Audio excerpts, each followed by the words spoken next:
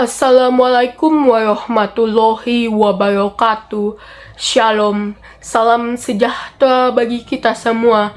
Namo Buddhaya, Om Swastiastu, dan salam kebajikan. Yang terhormat Bapak Ibu Dewan Juri serta yang saya hormati, teman-teman penonton inspiratif. Perkenalkan, saya Dinda Praslia. Hari ini saya berdiri di hadapan kalian semua dengan rasa bangga dan tanggung jawab untuk berbicara tentang peran kita sebagai generasi muda dalam melestarikan warisan leluhur yang tak ternilai harganya. Sastra bagaikan lautan luas yang menyimpan berjuta-juta kisah, pemikiran, dan nilai-nilai luhur. Di dalamnya, kita menemukan cerminan diri, pemahaman akan kehidupan, serta inspirasi untuk menjadi pribadi yang lebih baik. Namun, di era digital yang serba cepat ini, kecintaan kita terhadap sastra seringkali terkikis oleh gemerlap dunia maya. Teman-teman, sastra bukan hanya sekedar kumpulan kata-kata, tumpukan buku.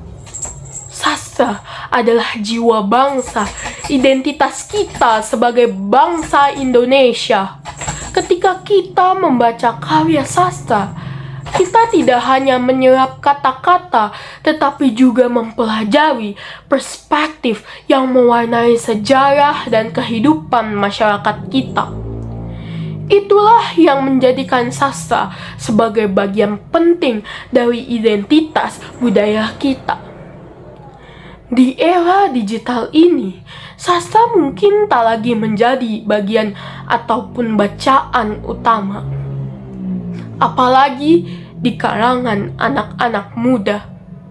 Tetapi disinilah letak peran penting kita sebagai generasi muda dalam menjaga dan memajukan sastra. Kita dapat berinovasi dengan sastra, memadukannya dengan teknologi, dan menghidupkannya di dunia digital. Pertama, sastra bisa kita bawa ke dunia digital dengan cara-cara kreatif. Bayangkan puisi Chairil Anwar dipadukan dengan visual atau musik yang modern lalu diunggah sebagai konten di media sosial.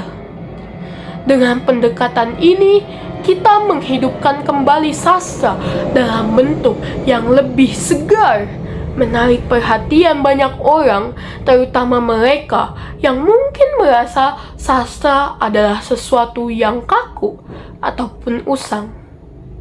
Selain itu, inovasi tidak hanya tentang cara menyampaikannya kembali, tetapi juga bagaimana kita bisa menciptakan kembali karya sastra dalam bentuk-bentuk baru.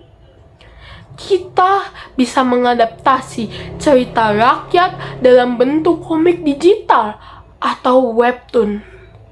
Teman-teman, apa jadinya jika kisah Malin Kundang atau Timun Mas dikemas dalam gaya komik modern? Cerita-cerita ini tidak hanya menarik untuk dinikmati, tetapi juga menyimpan nilai moral yang bisa menginspirasi kehidupan kita.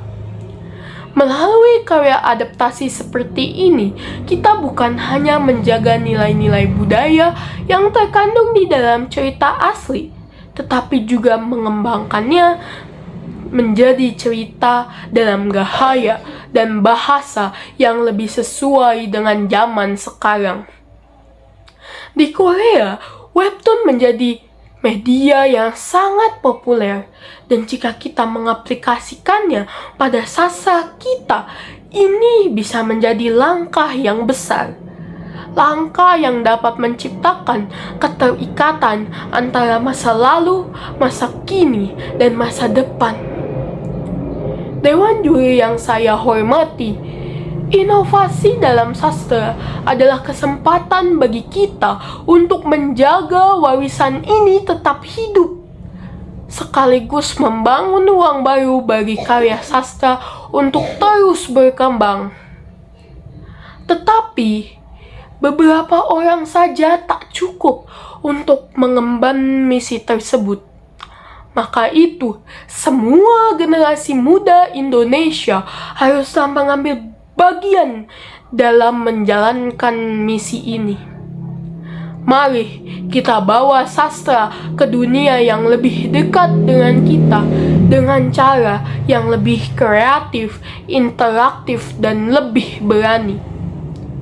Terima kasih telah mendengarkan pidato dari saya.